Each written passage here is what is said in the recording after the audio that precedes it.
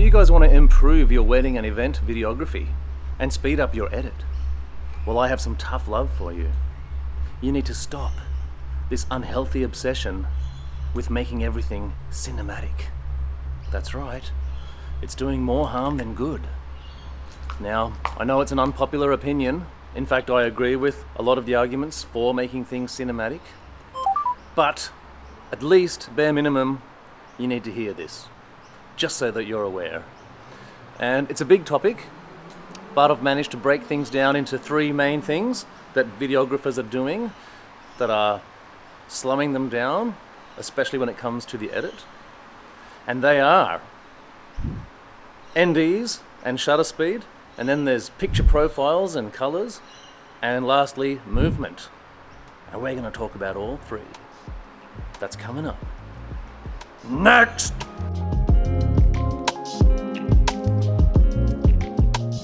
Okay, now this was supposed to be a walking vlog vid to show off my new A7 IV, and it might still be, but it's just raining at the moment, so I have taken cover. And I'll quickly get out of the way what I'm vlogging on. So obviously the A7 IV with my Sony 28mm f2, and I'm also stacking up some filters. I've got the black satin and the KNF 2-32. So before we begin, what is cinematic? That overused term. Well, without getting too much into it, I think we can all agree it's trying to emulate what we see on the big screen, especially in the times of when people filmed in rolls of film. We're trying to emulate that look of organic skin tones and high dynamic range. Now, digital cameras are getting closer and closer every day, especially with things becoming available like 14-bit RAW and all those kind of things. But going back to the days of film, right? Do you think they were obsessed with making everything cinematic? Oh man, I hope this is cinematic. No, right, obviously. They were just concerned in making the film work, making a good-looking film. Now, we'll come back to that at the end of the video. And I'll also add, while I'm here, my tips on what can help you make things cinematic in your video. But first I want to talk about the unhealthy obsession with it and why it's doing more harm than good. So here are the three things that videographers can, let's say, contemplate. I'm not going to say they're rules, because it's rules that have got us here in the first place. Of course, if you are doing narrative work or creative work, then these points aren't as relevant, but I still think you should listen to them. So this is more related to event videographers. Alright, let's start with the most obvious one first. Nds and shutter speed. Nds like sunnies for your camera. Now people think it's illegal to crank the shutter and to shoot shallow depth of field that you must have Nds. But this may shock some of you, especially the noobs, but you don't always have to. And people think this is an unbreakable rule, and this is the major topic of arguing online, and the people who yell the most actually are the noobs. And it's not their fault, actually. I blame people like Gerald Undone. I mean, I'm not bagging him completely, because he's an awesome tech guy. He's my go-to tech YouTuber. What's it look like going this way? But it's people like him and nearly every other 99% YouTubers out there that keep pushing this seemingly unbreakable rule, and it can slow you down. For example, tell me this shot here is bad. This one is cranked. And this shot here is cranked. And this one is cranked. Are you telling me these shots look bad? Now, if I had Nds on that day, you know, that could have slowed me down. I could have missed those shots. And it's much faster to crank the shutter than it is to spin these fiddly Nds. They can get stuck. You can forget that they're on there. Like, actually, a couple of weeks ago, I had a colleague come back into the reception and he'd forgotten to take it off. So all his indoor shots were cranked in terms of ISO. And I noticed it. I go, hey, your ND's still on there. Now, I don't go around saying, don't use them, man, because people are gonna, and I'll come back to this, people are gonna arrive at their destination, you know, when they're ready to. They're gonna go through years and years of experience, and then eventually they won't always end up like me, but they will start to. I'm telling you, they're going to start to realize that you don't always want to carry NDs, and they can be a real pain in the bum. And they can ruin your day, and they can get stuck on your lens. Okay, like I said, today I'm doing the opposite. I am stacking some filters. I'm using my black satin one and the K&F ND 2-32, and I'll show a picture of that. And it does get a bit of front heaviness on my lens as a plane goes overhead. So the microphone is the Rode Video mic, what is it, Micro? And it should do a good job of getting rid of some wind noise and hopefully some background noise that isn't pointing right towards me. Okay, plane is gone. Where was I? Yeah, so it gets a bit front heavy, especially on these plastic lenses. This is the Sony f2, a 28mm f2. And I've actually broken this lens before with an exact, or a similar setup to this. It was in my room, that's carpeted, and it was sitting on a shoebox that's not even that high, maybe 2 shoeboxes max, can't remember exactly. And my cats were chasing each other, and they had a fight. And it woke me up, and they knocked over the camera just from, yeah, what's that, a foot or 2 high? And it had snapped the whole front element off, and there's wires poking out. And that's the main concern with these lenses. They're made from plastic, and you shouldn't load the shit out of the front end. So yeah, I glued it back together, and this is the same lens. So it's been glued back together, and I hope it doesn't fall off again. So this is going to be interesting when it comes time to sell it on eBay. I'll write, never been dropped, and never been super glued. All right, let's try full sun now. I will try ND32 on this thing. It's probably going to look shit. Anyway, so why do I not recommend using NDs for weddings? Well, like I said, it's much easier to crank the shutter than it is to fiddle with this thing. The NDs, they could get stuck, and you won't be as fast. But it is funny, especially shooting with photographers, even well-known, like professional photographers, even they are in this mindset. And it's funny seeing the look on their face. And I'll do this, like a walking shot like this, and very often the photographer will look at me and go, "Are you like shooting at f11 or something?" And immediately I know what he means, because he can see there's no ND on my camera. And then I say, well, no, I'm just cranking the shutter. And the look on their face is priceless. They think I'm either crazy or I don't know what I'm doing. And you get a lot of that. I would recommend trolling people about shutter speed and NDs on the internet, but unfortunately you are outnumbered and you will get a lot of pushback. And the main thing is this tone of, like trying to teach you. Well, Phil, you obviously don't know about the 180 shutter rule. You should go online and look up tutorials about it. But yeah, trust me, after 7 years of doing this, you'll eventually end up like me, and you'll use NDs. Oh yeah, I do have to say, I keep them in my bag always. They're always there just in case, because you may have like flicking light situations, or obviously film work, corporate work, green screen stuff, studios. You do want to adhere to, the shutter speed, the frequency of where you are. So 1/50 where I am, and obviously this is PAL and NTSC, probably where you are. Okay, that's enough about NDs. I'm not saying don't use them, I'm saying be careful, and I'm saying it's not illegal to crank the bloody shutter. All right. Okay, number 2, and even more controversial than the ND shutter speed one, is S-Log3. Now I blame people like Gerald Undone for this as well.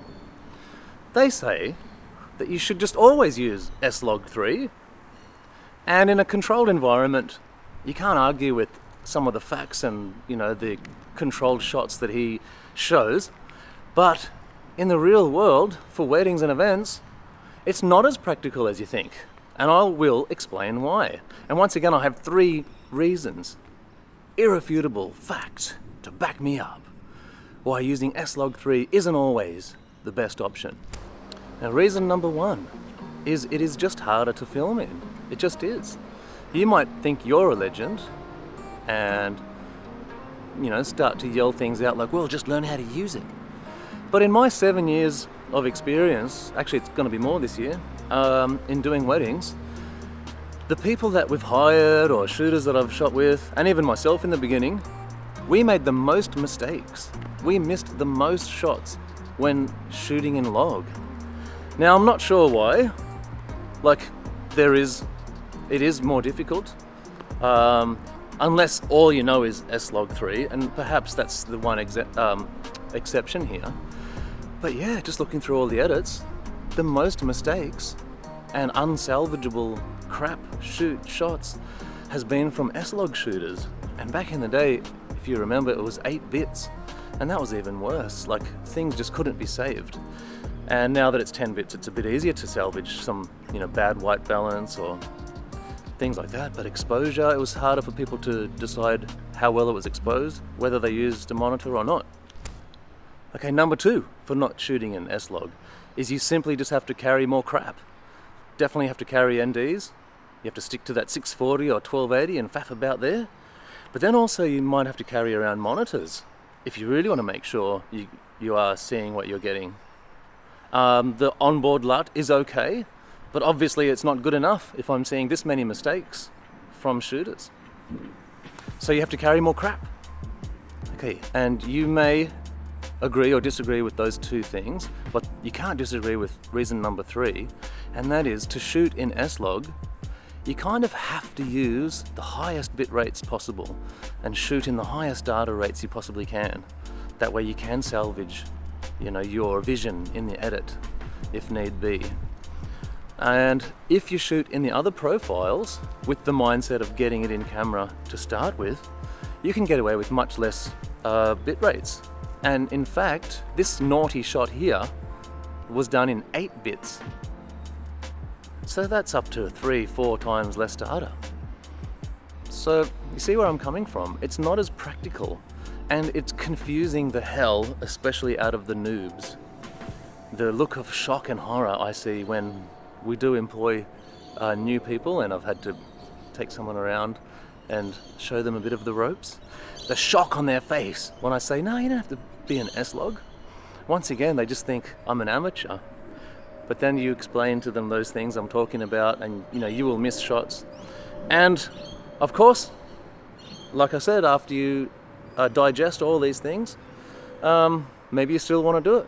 You know, I'm fine, bro. I'm gonna have this big shoulder rig, and I'm gonna have my big monitor there, and a V-mount battery, and I'm happy like this.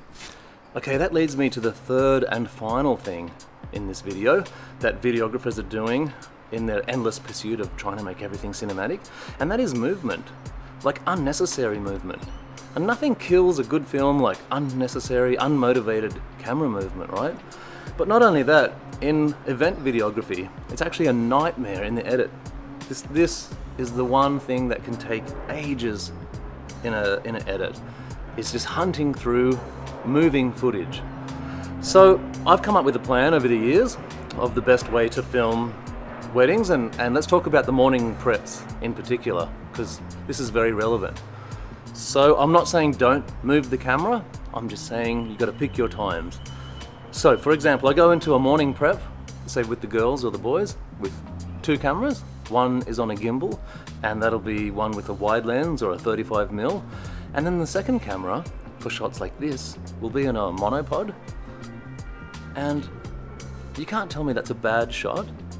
And the moving ones can be your establishing shots, you know, like your real estate or anything establishing. So that's usually the 18mm that I've got, that's the widest lens I've got. And obviously for following the action, I like to put on a sexy 35mm. I've got the 1.8, would like to invest in 1.4, but that's chasing down that cinematic rabbit hole. 1.8's been great for capturing the movement, but while still adding that little bit of romanticism, which we're going to talk about later, and this, you know, making things magical. But I'm not doing unmotivated movement. For example, all right, I'll come out here, it stopped raining, thank God. Let's say we're doing this shot again, the lipstick shot. Sorry I keep showing the same shots, but I'm just lazy, and that's what's on my drive at the moment. So what's wrong with that shot? To me, nothing. You match that with a close-up shot, right? And then there's your jump cut, whatever, that's your cut, that's perfect. If you don't have to move your camera, then don't move the camera. I've seen a million videos out there on YouTube They keep saying to move the camera. What is cinema? Well, it's movement. Well, yeah, but it's not pointless movement. For girls doing her makeup, there is no reason, although it would be funny, for her makeup shot to be this. And if you wanted to get really technical about it and artsy, you could say, well, her world is spinning around while she gets the makeup put on, and it reflects the chaos and the excitement of the morning's events. Just shut the hell up. But nah, I mean, you don't have to move the camera all the time. And also, choose what to reveal. And let's talk about that next, actually. But before I do, yeah, that's a reminder that we've covered those 3 things. So you don't have to follow these rules blindly, because that's how we got into this problem in the first place. Oh, you must use NDs if you want to shoot shallow depth of field. Oh, cinematic. So I'm not going to say that either, but just keep those things in mind and be practical, and you'll save yourself a world of pain and your edit will be faster. Alright, we have arrived at the end of the video, and I've found a nice backlit shot, which is changing as we speak. And I want to talk about what are my tips for making things cinematic? Well, to me, and this is not the only thing, it's just part of it. Sorry, there we go. To me, it's what can help making things cinematic is don't show everything, and in fact restrict things. Restrict things like your color palettes, make a cohesive color palette, and we'll come back to that. And what you're doing there, by making less is more, you're actually focusing on other things. You're enhancing some things, and you're romanticizing things. And it sounds funny, but I can show you an example, right? And then we'll get into what I just said in more detail. For example, why is a shot like this not cinematic? Well, it's probably because it looks too real, right? The colors are too real, it's too wide, it shows everything. It's more suitable to a documentary or a TV show. And as an extreme example, why is something like this, black and white, arguably cinematic? Well, it's for the same reason. It's restricting colors, which brings you into a world of, it's all cohesive, all the shots look similar. It's like a photographer adding filters or presets to their, the whole wedding day. By adding a preset or a filter to something, you're saying to the audience, this is all from the same world, okay? And that in itself is cinematic, because that's what they've been doing for years. Telling a story, focusing on some things, and not focusing on others. This is the auteur. This is the director. So yeah, like a black and white is the most basic of cinematic looks. And I think it's because it's very cohesive, homogeneous. He said homo. So yeah, back to Cinetone for the rest of it. You gotta watch backlit shots when you have a diffusive filter, by the way, because you could ruin it with this veiling stuff, veiling flare. Now I've got a point to why I'm bringing up color palettes, and maybe I should have added color to the S-Log and picture profiles part of my video, but I wanted to put it at the end because it all relates. So once you know about colors and you want to tell a story using colors, it sounds cliched, but what I need to say, actually I forgot about adding this, is that colors should be appropriate to your film. And this is why making things so cinematic is not always appropriate. You can have full rich colors like a romantic comedy, like say a movie like this. And for that on the Sony, for example, I would choose S-Log 3, and like a phantom LUT, or even the free LUT is great. And the color science has improved a lot. It's improved great amounts. That's S-Log 3 and the Gamut 3. But on events, you can bypass this stage by just choosing a Rec 709 style picture profile. And to confirm that, you just look in the XML data, and for Cine 2, Cine 4, S-Cinetone, and of course PP off, it'll say the gamma is Rec 709. And then you just bypassing a whole step of faffing about in the edit. And obviously you do this with a bit of experience. You don't want to shoot yourself in the foot and ruin dynamic range and go, I can't save this now. But then again, you can also embrace the shot that you want. On one side, you can let black be black, or once again, I'll show you this shot where you can let white be white, let it blow out. It's a creative choice, but story is king. And in a wedding video, the bride is the freaking hero. It's her freaking video.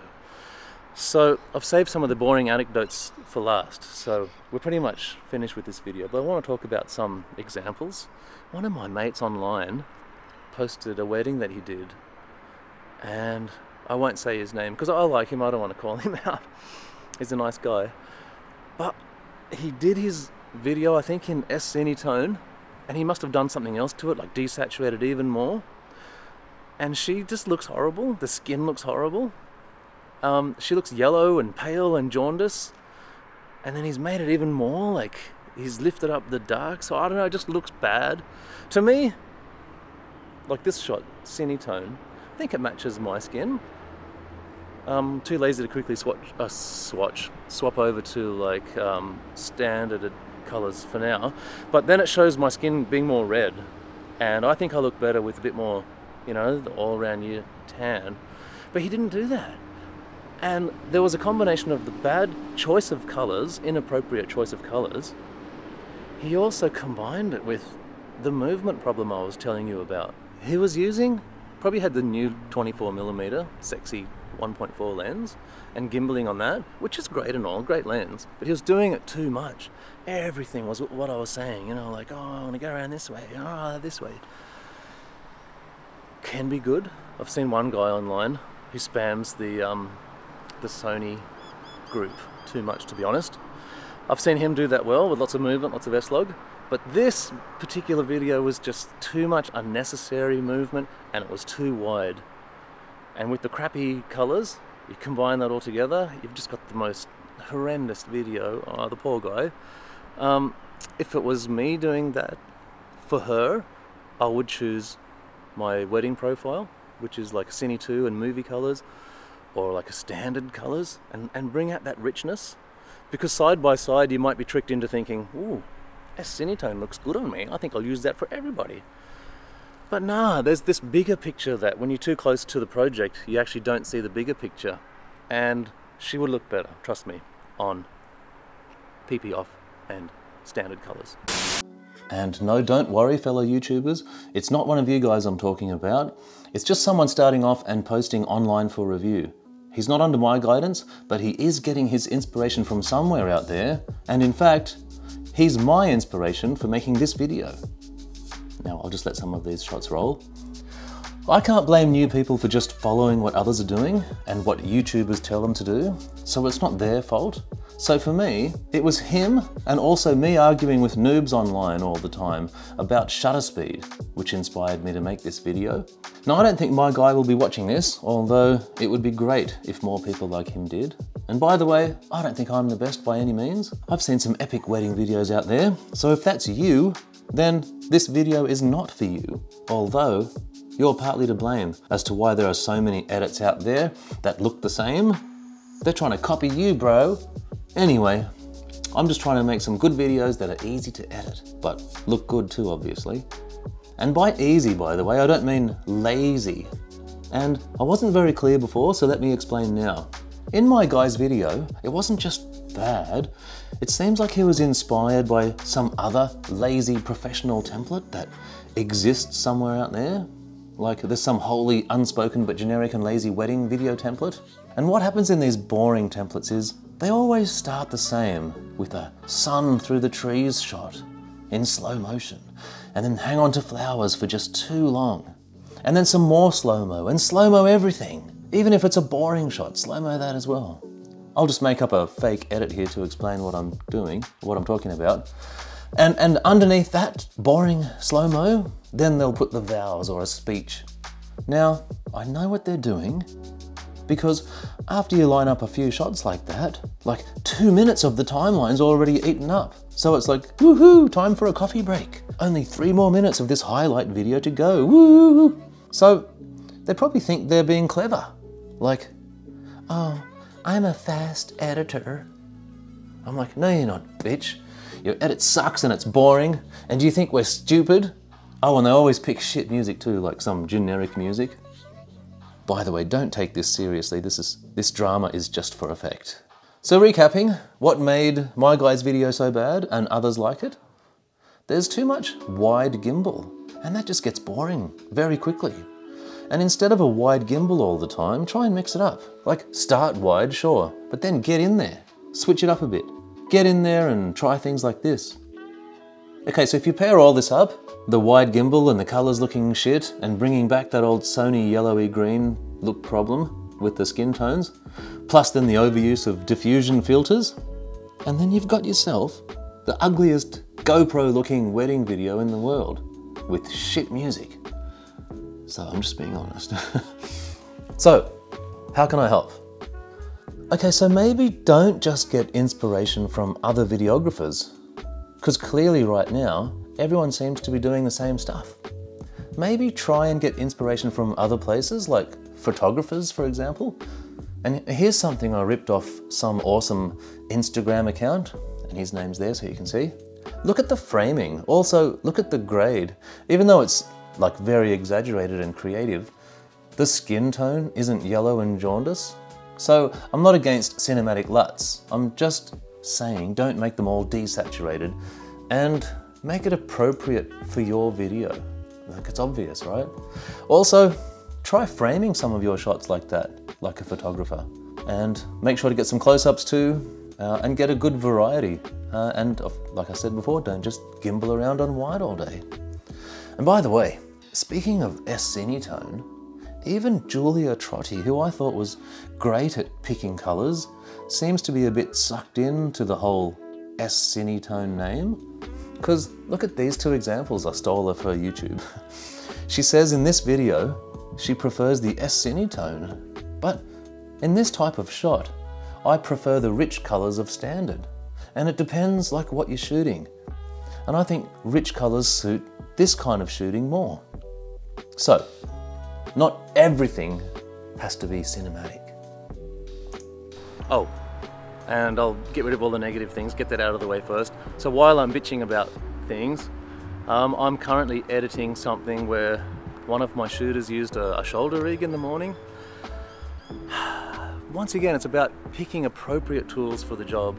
I think that'll look good in a TV documentary, but editing that's going to be a nightmare. Like, sometimes I just want to pick moments and I'm in a hurry, right? Usually a wedding videographer ends up being in a hurry. If you're not in a hurry now, you will be. Now, I used to be like that when I first started. I rigged up a C100 on a shoulder rig, and I remember thinking to myself, this is how I justified it. It adds organic movement. Thanks, aeroplane. It adds this organic feel to the whole video, and it was, arguably it was, but what it more likely was to me was excessive movement, and forced me to take longer in the edit to pick the moments of, you know, when one is the subject doing something good that I like, and two, did I capture that without too much, you know, crappy movement. Yeah, so this all ties in, and while these pursuits may be good in narrative work, or, you know, creative projects, like I said, they're not that practical on weddings. And it's not just for weddings. You can take this theory and apply it to everything. So we can tie it all back in now and say, when choosing colors, choose appropriate colors. When choosing movement, choose appropriate movement. For example, you get to a venue, you might do a nice wide shot, gimbal it, and then from then on, maybe put the gimbal away. Let's punch in, let's tell stories. And so now we're tying it back to what my tips for good cinematic videography is. And that is, we romanticize things. You don't want to widen up and tell the whole story all the time. And the only time I disagree with this notion is I watched Every Frame a Painting with Jackie Chan, and I like the way he's doing his whole martial arts on a wide master shot. That's freaking awesome. But for everything else, you do want to romanticize things, and this is why these diffusion filters actually are quite attractive.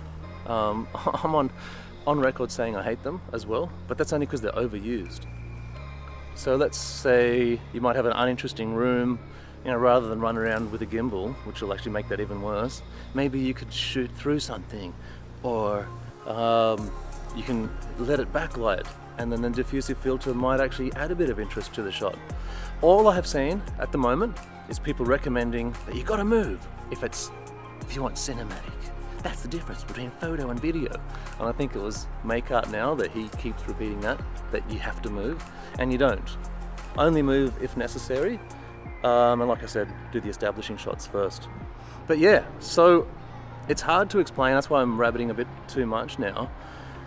Romanticize things, get down low, get cool angles of things, or get down higher, or get up higher like on the dance floor. Like it, you know, changing angles makes things more interesting. So just don't be boring. And by saying keep things simple, I'm not saying give up. Oh, I might as well use an iPhone. No, I'm saying choose the right tools, and eventually you will get better at that. Choose appropriate colors for appropriate movies. That's why colors and LUTs exist. Not to make everything look the same, it's to help tell the freaking story. So I think it's unhealthy to be obsessed with cinematic. Like, I don't know why you'd want to make your wedding video look like it's from a horror or anything like that. But yeah, I hope this makes sense. If it doesn't, I will hate editing this as well, in terms of rabbiting on. But I'd like to finish this video. Thanks for watching, and I'll answer questions in the bottom, I guess, because I don't feel I've covered this, brought it home strong. So maybe I'll just add a little bit of text to the end. Anyway, see you for now. Bye.